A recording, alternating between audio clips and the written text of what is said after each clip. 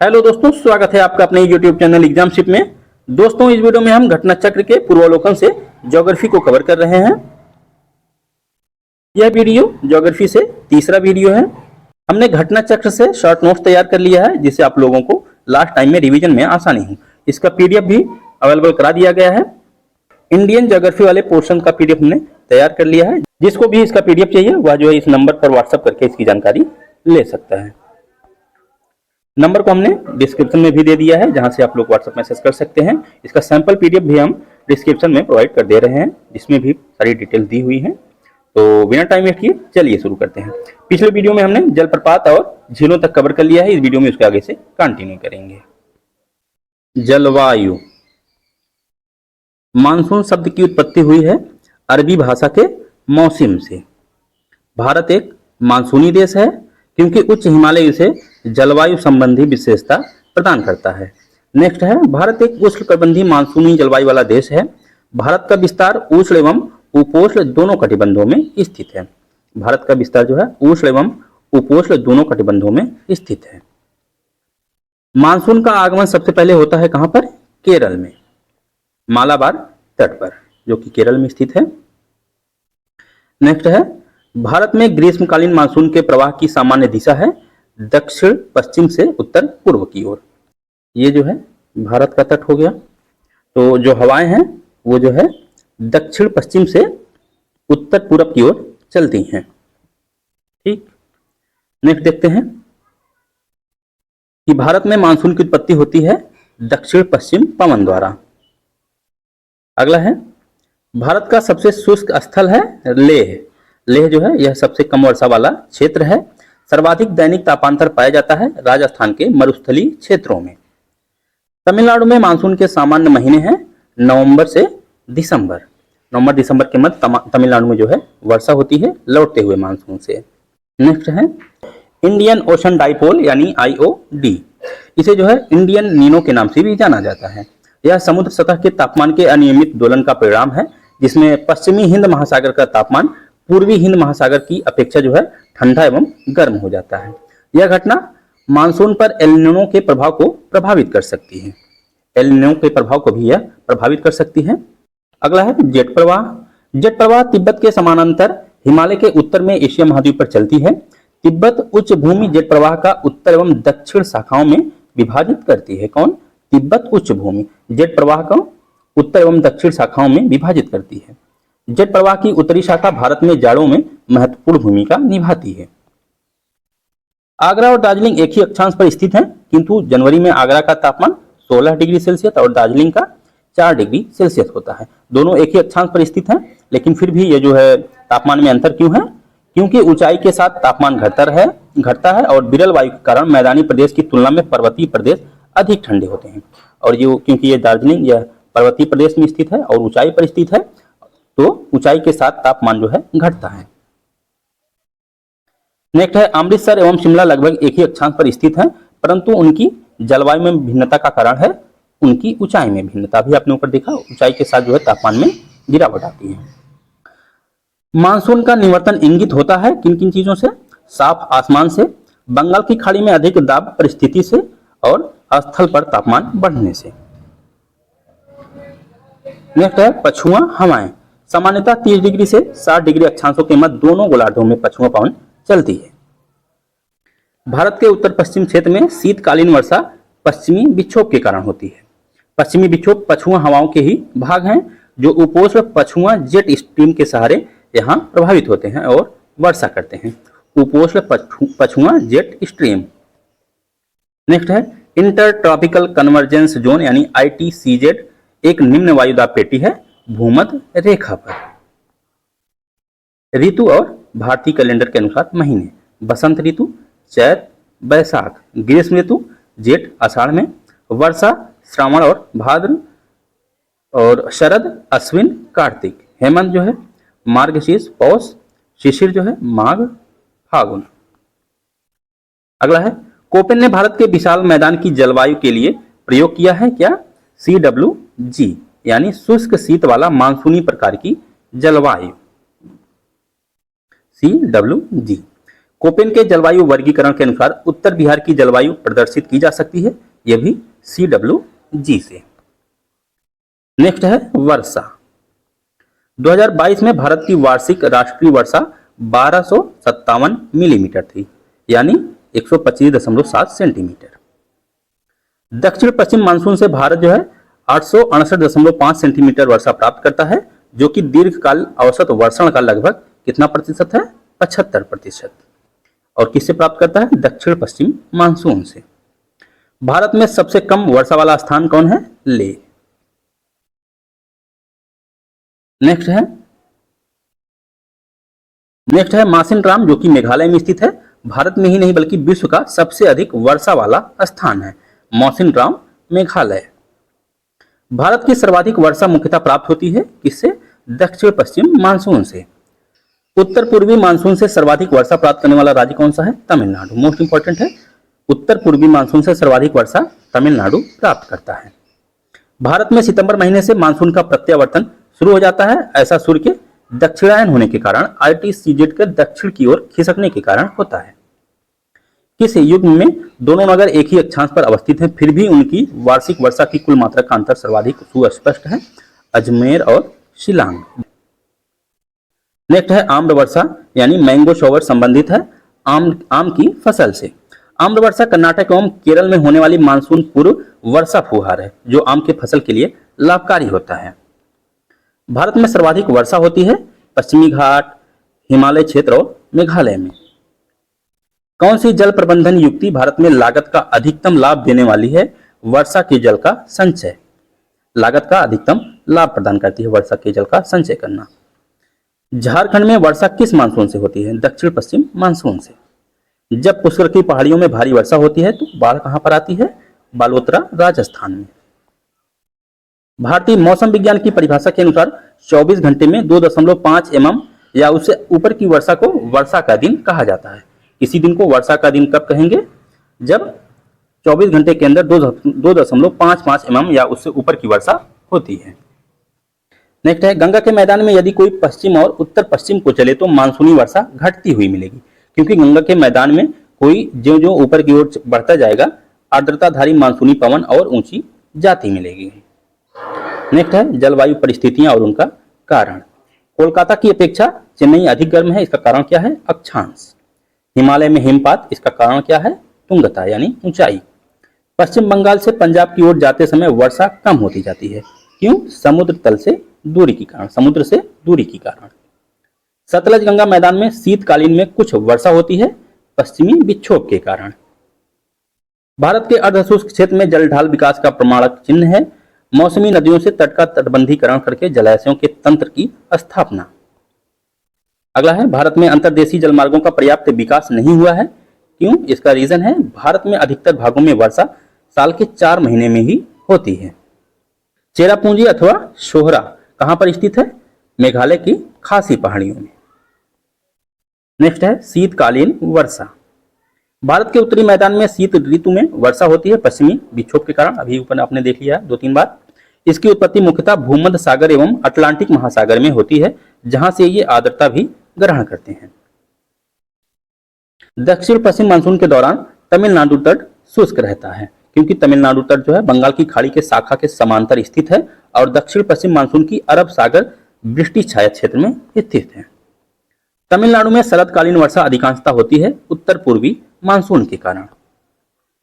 सर्दी के मौसम में भारत का अधिकांश भाग शुष्क रहता है, क्योंकि शीत ऋतु के दौरान देश के अधिकांश भाग उत्तर पूर्वी व्यापारिक हवाओं के प्रभाव में रहते हैं। उत्तर पूर्वी मानसून से वर्षा प्राप्त करता है कोरोमंडल तट, जो कि तमिलनाडु और आंध्र प्रदेश में फैला हुआ है। भारत के कौन से क्षेत्र उत्तर पूर्वी मानसून से वर्षा प्राप्त करते हैं? तमिलनाडु तट, दक्षिण आंध्र प्रदेश और दक्षिण पूर्व कर्नाटक। प्रति चक्रवाती स्थितियां शीत ऋतु में तब बनती हैं जब वायुमंडलीय दाब उच्च होता है और वायु ताप निम्न होता है। जब वायुमंडलीय दाब उच्च होता है और वायु ताप निम्न होता है। भारत में किस क्षेत्र में शीतकाल में वर्षा होती है? उत्तर पश्चिम क्षेत्र में पश्चिमी विक्षोभ के कारण और दक्षिण पूर्वी क्षेत्र में उत्तर पूर्व मानसून के कारण, यानी तमिलनाडु का जो तट है वहां पर उत्तर पूर्वी मानसून के कारण, और उत्तर पश्चिम क्षेत्र यानी पंजाब, राजस्थान ऐसे होते हुए जो क्षेत्र हैं वहां पर पश्चिमी विक्षोभ के कारण वर्षा होती है। पश्चिमी विक्षोभ से जाड़ों में होने वाली वर्षा की मात्रा जो है क्रमशः कम होती जाती है पश्चिम से पूर्व की ओर। पश्चिम से जैसे जैसे आप पूर्व की तरफ जाएंगे, जो वर्षा की मात्रा है पश्चिमी विक्षोभ के द्वारा वह कम होती चली जाएगी।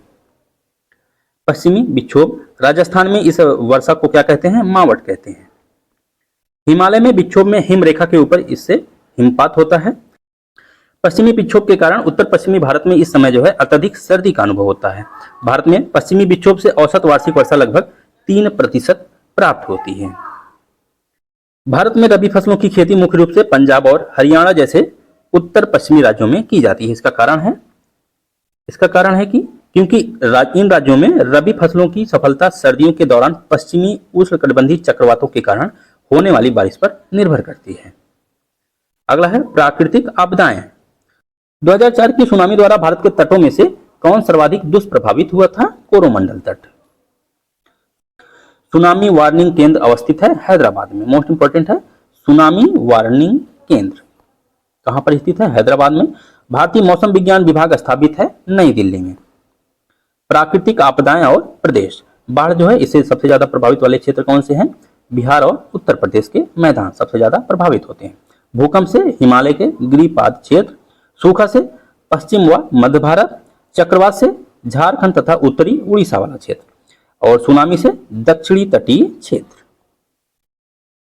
हिमालय में भूस्खलन की आवृत्ति में वृद्धि हुई है। इसका कारण है हाल ही के वर्षों में हिमालय में बड़े पैमानों पर खनन कार्य हुआ है। बंगाल की खाड़ी के तटवर्ती क्षेत्र में चक्रवात क्यों अधिक आते हैं? बंगाल की खाड़ी के तटवर्ती क्षेत्र में जो चक्रवात हो वह अपेक्षाकृत अधिक क्यों आते हैं? बंगाल की खाड़ी में अधिक गर्मी के कारण। पश्चिमी तट की तुलना में पूर्वी तट चक्रवातों द्वारा अधिक प्रभावित है। भारत का पूर्वी तट जो है उत्तरी पूर्वी व्यापारिक हवाओं की मेखला में पड़ता है। महाराष्ट्र के कोयना क्षेत्र के निकट भविष्य में अधिक भूकंप प्रभावित होने की संभावना है, क्योंकि कोयना जो है बांध है एक पुराने भ्रंश तल पर अवस्थित है। जो कोयना बांध है यह पुराने भ्रंश तल पर अवस्थित है, जो कोयना जलाशय में जलस्तर के परिवर्तन के साथ अधिक सक्रिय हो सकता है। आंध्र प्रदेश, उड़ीसा, बिहार और गुजरात, ये 4 राज्य दिए हैं। आंध्र प्रदेश, उड़ीसा, बिहार और गुजरात, इसमें से सर्वाधिक आपदाएं किस राज्य में आती हैं? उड़ीसा में। नेक्स्ट है अत्यधिक तीव्रता की भूकंपीय मेखला में कौन नहीं आता है? कर्नाटक पठार। नगर और भूकंप मंडल यानी जोन, भुज जो है यह जोन 5 में आता है।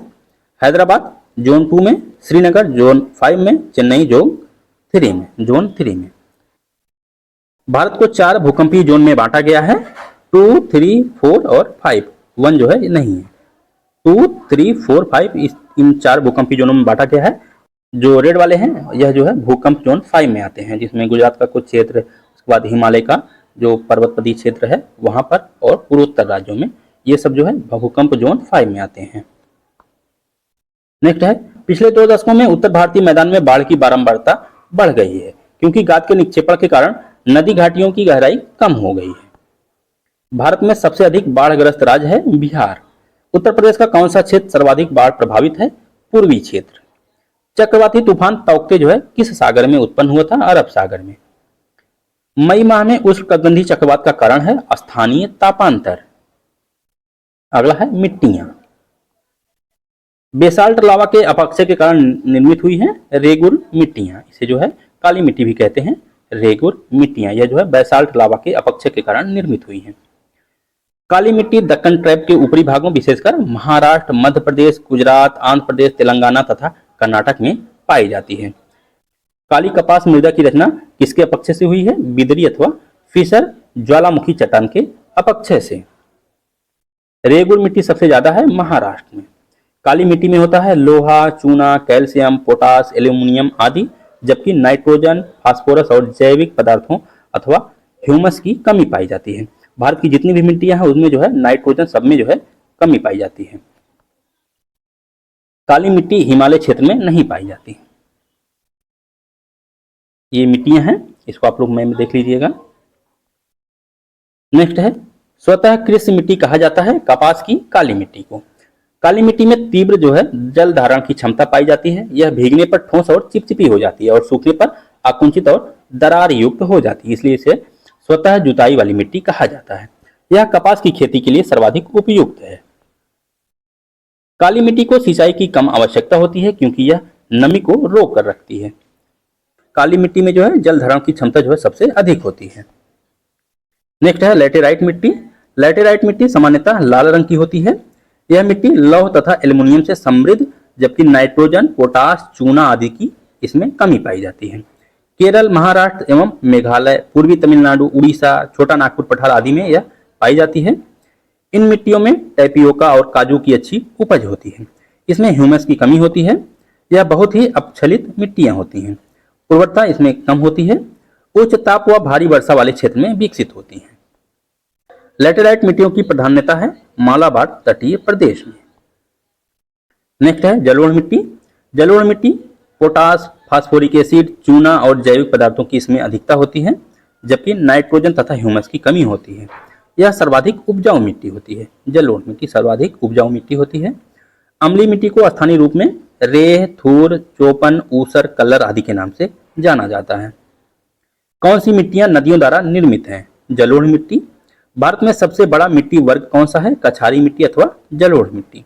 जल धारण क्षमता जो है सबसे कम होती है दोमट में, और सबसे अधिक जो है काली मिट्टी में।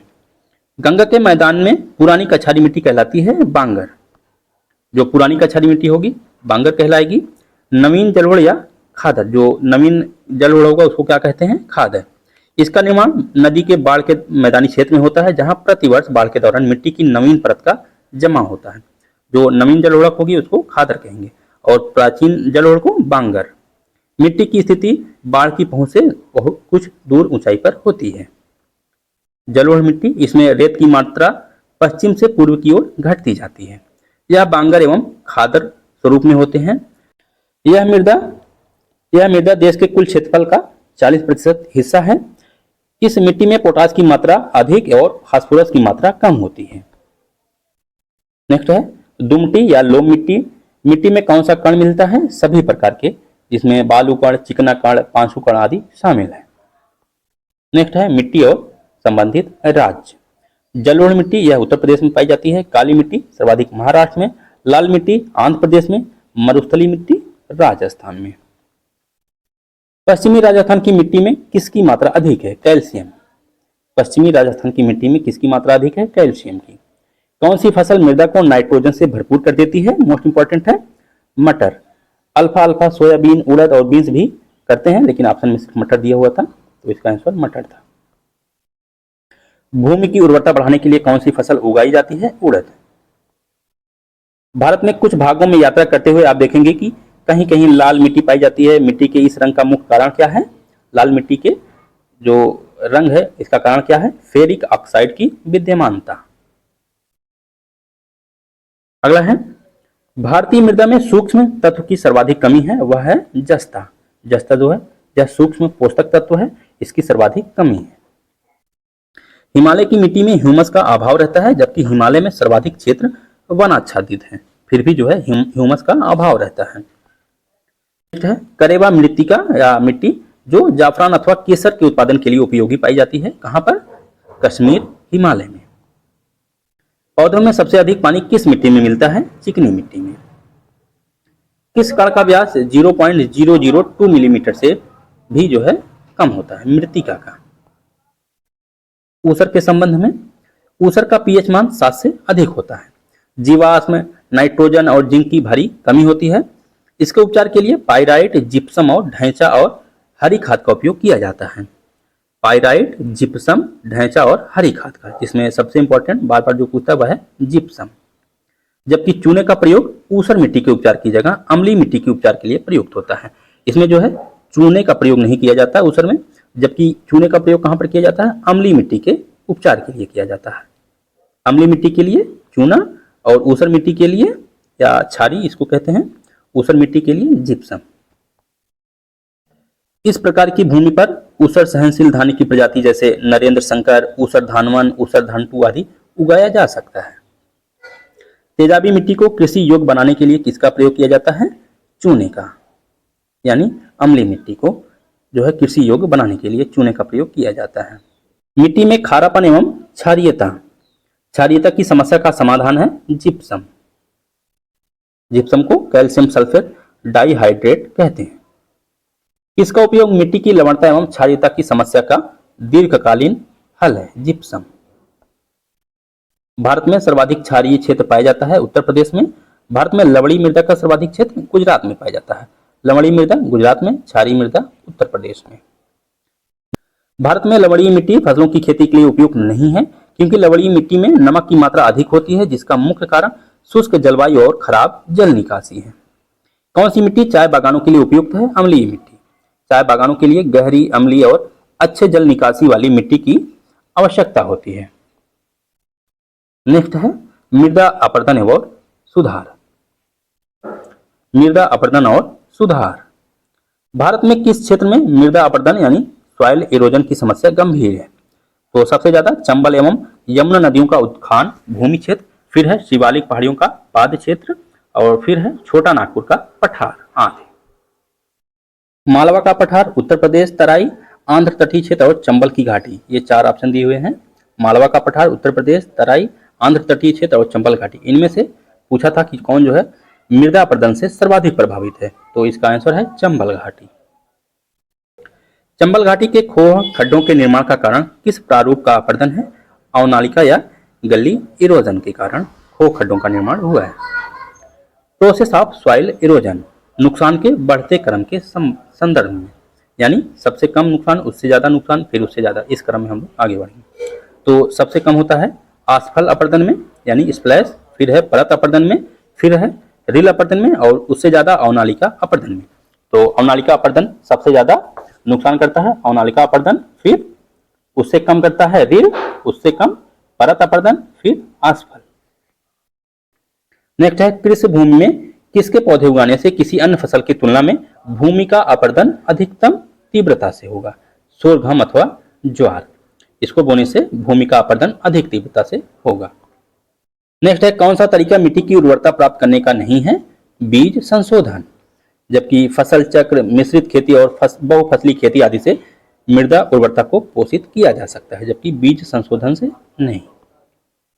फसल चक्र आवश्यक है मृदा की उर्वरता शक्ति में वृद्धि हेतु। भारत में मृदा संरक्षण के लिए कौन सी विधियां उपयुक्त समझी जाती हैं?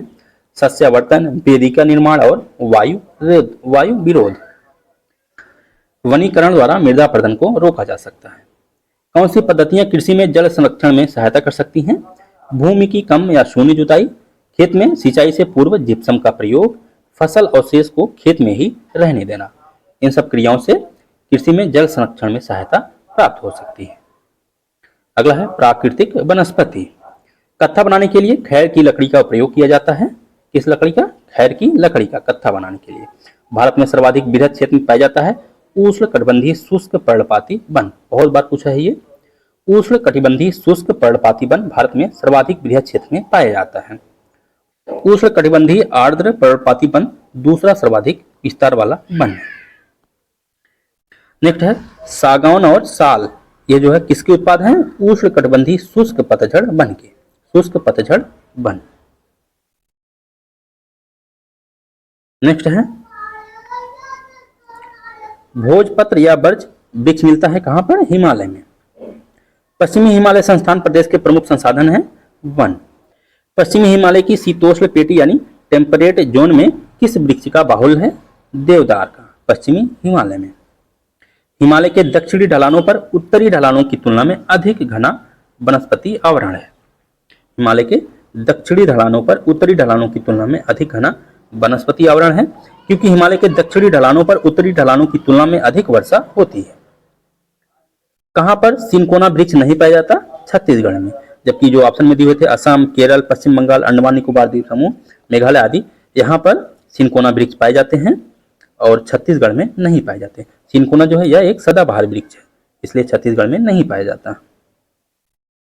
जंगल की आग कहा जाता है ब्यूटिया मोनोस्पर्मा को, इसे ढाक भी कहा जाता है, ब्यूटिया मोनोस्पर्मा।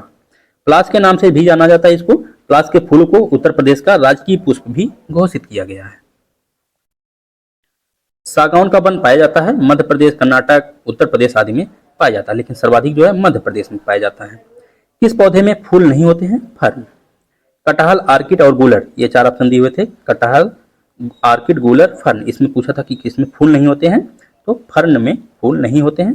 कटहल, आर्किड, गूलर में फूल होते हैं। पश्चिमी हिमालय में उच्च पर्वतीय वनस्पति 3000 मीटर की ऊंचाई तक ही उपलब्ध है, जबकि पूर्वी हिमालय में यह 4000 मीटर की ऊंचाई तक उपलब्ध है। एक ही पर्वत श्रृंखला में इस विविधता का कारण क्या है? पूर्वी हिमालय का भूमध्य रेखा और समुद्र तट से पश्चिमी हिमालय की अपेक्षा अधिक निकट होना। एंटीलोपों, ऑरिक्स और चीरू, ऑरिक्स और चीरू ये जो है इनके बीच क्या अंतर है? ऑरिक्स जो है गर्म और शुष्क क्षेत्र में रहने के लिए अनुकूलित है, जबकि चीरू ठंडे एवं पर्वतीय घास के मैदान और अर्ध मरुस्थलीय क्षेत्र में रहने के लिए। ये यूपीएससी का क्वेश्चन है, इसलिए थोड़ा टफ है। नेक्स्ट है सागौन, यह मध्य भारत में पाया जाता है। देवदार हिमालय के उच्च क्षेत्र में, सुंदरी जो है सुंदरबन में पाया जाता है। सिनकोना हिमालय की तराई क्षेत्रों में पाया जाता है। सुंदरबन है तटीय या ज्वारी वन। नेक्स्ट है उष्णकटिबंधीय आर्द्र पर्णपाती वन, यह तराई क्षेत्रों में पाया जाता है। उष्णकटिबंधीय शुष्क पर्णपाती या मध्य गंगा मैदान में, आर्द्र वाला तराई क्षेत्र में और शुष्क वाला मध्य गंगा मैदान में पाया जाता है। अल्पाइन अरुणाचल प्रदेश में। उष्णकटिबंधीय सदाबहार वन, यह जो है पश्चिमी घाट में, सह्याद्री में।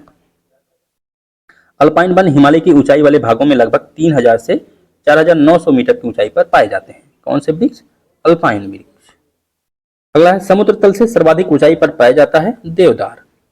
किस राज्य में वनों का वर्गीकरण अर्ध उष्णकटिबंधीय रूप में किया जाता है? मध्य प्रदेश में। कौन सी हिमालय वनस्पति की जाति नहीं है? महोगनी। महोगनी मुख्यतः उष्णकटिबंधीय सदाबहार वन क्षेत्र में पाया जाता है, जबकि जूनिपर, सिल्वर फर, स्प्रूस आदि हिमालय में पाए जाते हैं। महोगनी नहीं पाया जाता। लीसा यह किससे प्राप्त होता है? चीड़ के वृक्ष से। नेक्स्ट है सामाजिक वानिकी में प्रयुक्त बहुउद्देशीय वृक्ष का उदाहरण है खेजरी। खेजरी वृक्ष को मरुस्थल का राजा भी कहा जाता है, इसको याद रखिए। खेजरी वृक्ष को मरुस्थल का राजा कहा जाता है। इसका उपयोग पशुओं के लिए चारा, ईंधन और औषधि के रूप में किया जा सकता है। कच्छ वनस्पति और राज। अचरा रत्नागिरी महाराष्ट्र में, कुंडापुर कर्नाटक में, पिछवारम तमिलनाडु में और बेम्बरनाड केरल में।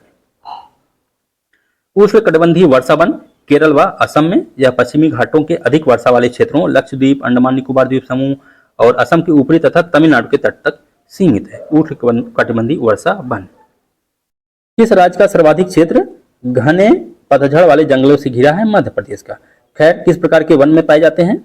उपोष्णकटिबंधीय वनों में। खैर इसी से कत्था जो है प्राप्त किया जाता है। नेक्स्ट है सिंचाई एवं नहरें। पट्टी सीमा लिफ्ट सिंचाई परियोजना किन नदियों पर के एकीकरण से जुड़ा हुआ है? कृष्णा और गोदावरी। नेक्स्ट है नहर परियोजना और अवस्थिति। घटप्रभा यह कर्नाटक में स्थित है, किस नदी पर? घटप्रभा नदी पर। उकाई यह गुजरात में स्थित है, तापी नदी पर। नीरा, नीरा परियोजना महाराष्ट्र में भीमा की सहायक नदी नीरा पर स्थित है। जमाई यह राजस्थान में स्थित है, लूनी नदी पर। जमाई लूनी नदी पर, नीरा नीरा नदी पर। नीरा किसकी सहायक नदी है? भीमा की। उकाई यह तापी नदी पर है और घटप्रभा यह घटप्रभा नदी पर। प्रायद्वीपीय भारत में सिंचाई का प्रमुख साधन है तालाब, क्योंकि प्रायद्वीपीय क्षेत्र की अधिकांश नदियां मौसमी हैं, इसलिए जो है तालाब का सहारा लिया जाता है। देश में सिंचाई का प्रमुख स्रोत है नलकूप, जिनका शुद्ध सिंचित क्षेत्र में लगभग 48.51% योगदान है। नलकूप द्वारा 48.51% भूमि की सिंचाई होती है। नहरों द्वारा दूसरे नंबर पर नहर है 22.99%। 22.99%। भारत में सर्वाधिक सिंचाई विस्तार प्रतिशत वाला राज्य है, प्रतिशत के हिसाब से बताना है, पंजाब। यूनियन टेरिटरी में चंडीगढ़ और राज्य में पहले नंबर पंजाब है, दूसरे नंबर पर हरियाणा है। सर्वाधिक सिंचाई विस्तार प्रतिशत वाला राज्य। सूक्ष्म सिंचाई पद्धति, इसे जो है मृदा से उर्वरक अथवा पोषक हानि को कम किया जा सकता है। इससे कुछ कृषि भूमि में भौम जल स्तर को कम होने से रोका जा सकता है। जीवन रक्षक अथवा बचाव सिंचाई इंगित करती है PWP यानी परमानेंट विल्टिंग पॉइंट। सर्वाधिक सिंचाई नलकूपों से होती है किस राज्य में? उत्तर प्रदेश में 73.9%। माला नहर तंत्र को प्रस्तावित किया था दिनेशा जे दस्तूर ने। दिनेशा जे दस्तूर ने माला नहर तंत्र को प्रस्तावित किया था। दक्षिण भारत में सिंचाई व्यवस्था का अग्रदूत माना जाता है सर आर्थर कॉटन को। दक्षिण भारत में सिंचाई व्यवस्था का अग्रदूत सर आर्थर कॉटन। भारत की सिंचाई क्षमता का सर्वाधिक भाग पूरा होता है लघु एवं बृहद परियोजनाओं से। मंगलम सिंचाई परियोजना केरल के चिरुकुन्नम पूझा नदी पर। सारण सिंचाई नहर निकलती है गंडक नदी से। नेक्स्ट है इंदिरा गांधी नहर, मोस्ट इंपॉर्टेंट है। इंदिरा गांधी नहर का उद्गम स्थल है हरिके बैराज, ब्यास एवं सतलज नदी के संगम पर। इंदिरा गांधी नहर सतलज, ब्यास और रावी नदी से जल प्राप्त करता है। इंदिरा गांधी नहर का निर्माण कार्य 1958 में प्रारंभ हुआ था। इंदिरा गांधी नहर में शीत ऋतु में नियमित जल आपूर्ति बनाए रखने के लिए ब्यास नदी पर पोंग बांध अथवा महाराणा प्रताप सागर बांध बनाया गया है। किस नदी पर? ब्यास नदी पर। नेक्स्ट है निजाम सागर गोदावरी की सहायक मंजीरा नदी पर स्थित है। निजाम सागर गोदावरी की सहायक नदी मंजीरा इसी मंजीरा नदी पर स्थित है। निचली गंगा नहर का उद्गम स्थल है नरौरा बुलंदशहर। इसका निर्माण पूरा करके नहर को 1878 में प्रथम बार चलाया गया था। त्रिवेणी नहर यह गंडक नदी पर स्थित है। हरियाली परियोजना यह जल प्रबंधन से संबंधित है। बंजर भूमि के विकास के लिए जल संग्रहण से संबंधित विकास योजना है। हरियाली योजना जल प्रबंधन से। एकीकृत जल संभर विकास कार्यक्रम 2008 में समेकित बंजर भूमि विकास कार्यक्रम, सूखा प्रवण क्षेत्र कार्यक्रम और मरुभूमि विकास कार्यक्रम को समेकित करके एक व्यापक कार्यक्रम के अंतर्गत लाया गया, जिसे क्या कहते हैं? एकीकृत जल संभर विकास कार्यक्रम। ड्रिप सिंचाई पद्धति के लाभ: खरपतवार में कमी, मृदा अपरदन में कमी, जल बचत और उर्वरक क्षमता में वृद्धि, जबकि ड्रिप सिंचाई से लवणता में कमी नहीं होगी। बकिंघम नहर स्थित है कोरोमंडल तट पर। बकिंघम नहर कोरोमंडल तट पर स्थित है। किस क्षेत्र में जल का उपयोग भारत में सर्वाधिक है? कृषि क्षेत्र में। कृषि क्षेत्र में जल का प्रयोग सर्वाधिक होता है। नेक्स्ट है बहुउद्देशीय नदी घाटी परियोजना है। नर्मदा भारत की 5वीं सबसे लंबी नदी है। सरदार सरोवर परियोजना से लाभान्वित होने वाले राज्य कौन कौन से हैं? गुजरात, महाराष्ट्र, मध्य प्रदेश और राजस्थान।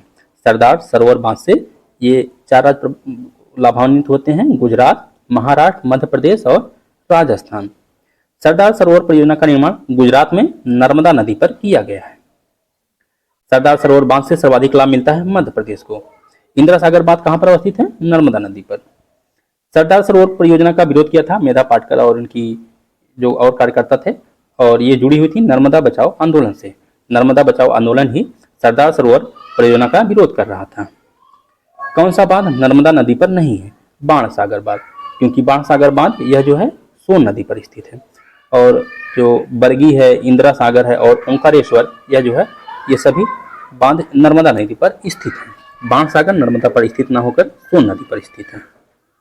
ओंकारेश्वर परियोजना नर्मदा नदी पर स्थित है मध्य प्रदेश में। ओंकारेश्वर परियोजना नर्मदा नदी मध्य प्रदेश। ओंकारेश्वर नर्मदा मध्य प्रदेश। नर्मदा बचाओ आंदोलन किस बांध की ऊंचाई बढ़ने का विरोध कर रहा था? सरदार सरोवर बांध की। भाखड़ा नांगल एक संयुक्त परियोजना है हरियाणा, पंजाब और राजस्थान की। भाखड़ा नांगल परियोजना एक संयुक्त परियोजना है 3 राज्यों की, हरियाणा, पंजाब और राजस्थान की, जो कि सतलज नदी पर बना हुआ है। भाखड़ा नांगल परियोजना से जल प्राप्त करने वाले राज्य हैं हरियाणा, पंजाब, राजस्थान।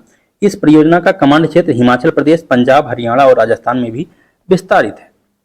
सबसे पुराना जल शक्ति उत्पादन केंद्र है शिव समुद्रम, जो कि कावेरी नदी पर कर्नाटक में स्थित है। सबसे पुराना जल शक्ति उत्पादन केंद्र शिव समुद्रम, कावेरी नदी पर, कर्नाटक। कावेरी नदी के जल बंटवारे का विवाद तमिलनाडु, कर्नाटक, केरल और पुडुचेरी के बीच है। नागार्जुन सागर बांध परियोजना आंध्र प्रदेश तथा तेलंगाना में कृष्णा नदी पर बना हुआ है। नागार्जुन सागर बांध परियोजना आंध्र प्रदेश और तेलंगाना में कृष्णा नदी पर। हीराकुंड बांध महानदी पर, उड़ीसा में। नेक्स्ट है चंबल नदी पर निर्मित बांध गांधी सागर बांध, जो कि मध्य प्रदेश में स्थित है। राणा सागर बांध और जवाहर सागर बांध, ये दोनों जो है राजस्थान में स्थित है। ये तीनों बांध जो है चंबल नदी पर स्थित है, जिनमें से गांधी सागर बांध मध्य प्रदेश में ही स्थित है, बाकी 2 राणा प्रताप और जवाहर सागर बांध यह राजस्थान में स्थित है। गोविंद सागर बांध यह सतलज नदी पर बना हुआ है हिमाचल प्रदेश में।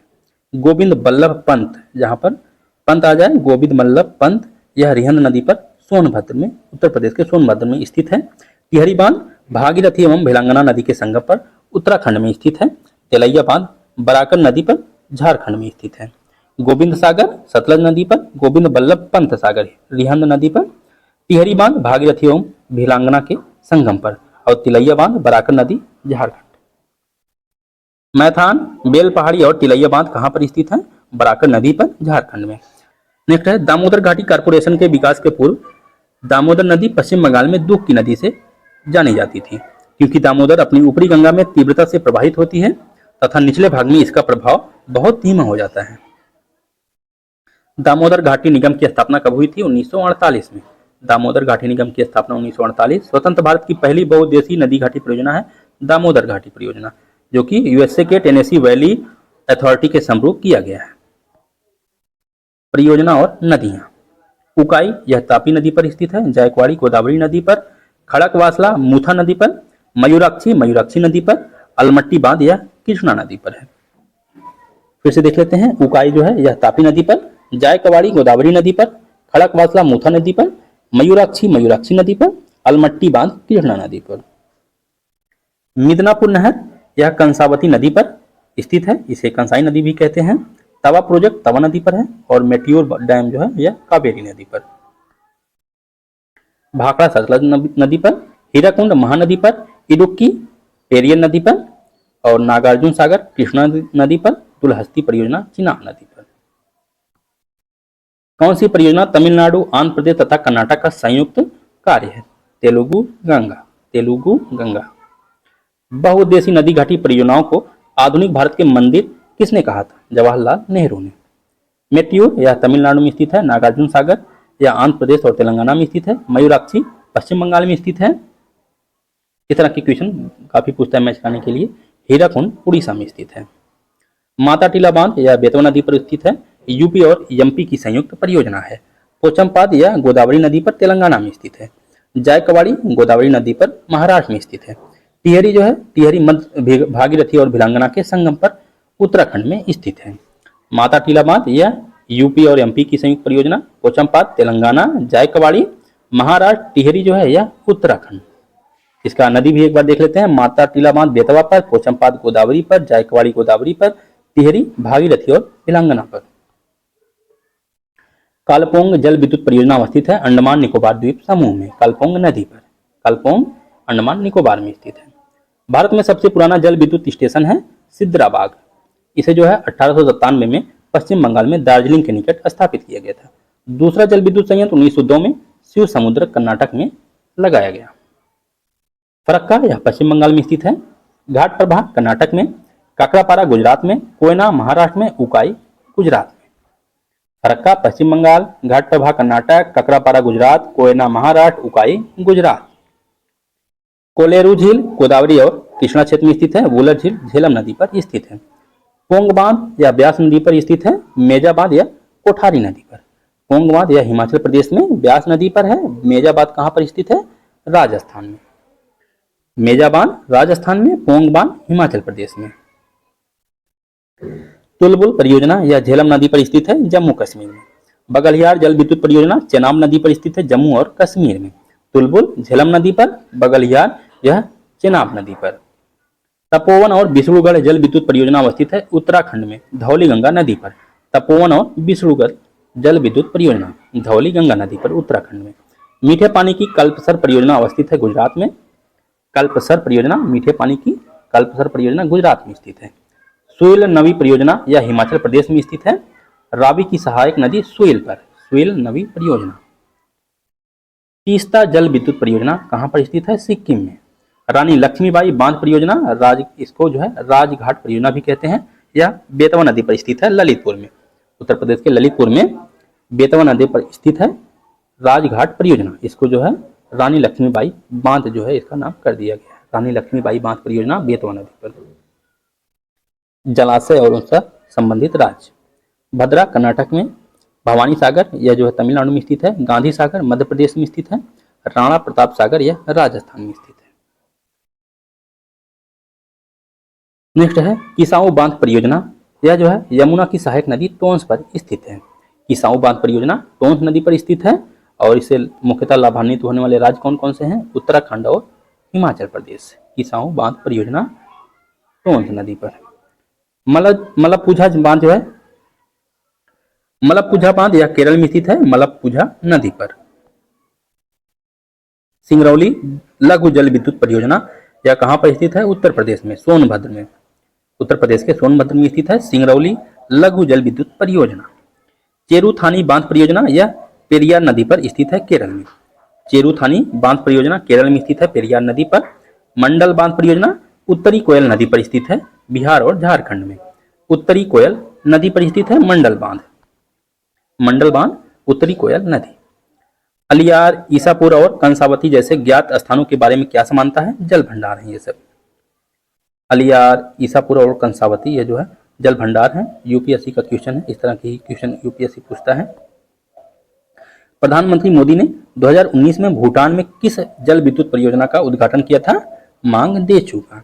मांग देचू कहां पर? भूटान में 2019 में प्रधानमंत्री मोदी द्वारा इसका उद्घाटन किया गया था। तो दोस्तों इस वीडियो में इतना ही। अगर आपको वीडियो यूजफुल लगा प्लीज वीडियो को लाइक करें और चैनल को सब्सक्राइब करें। Thank you.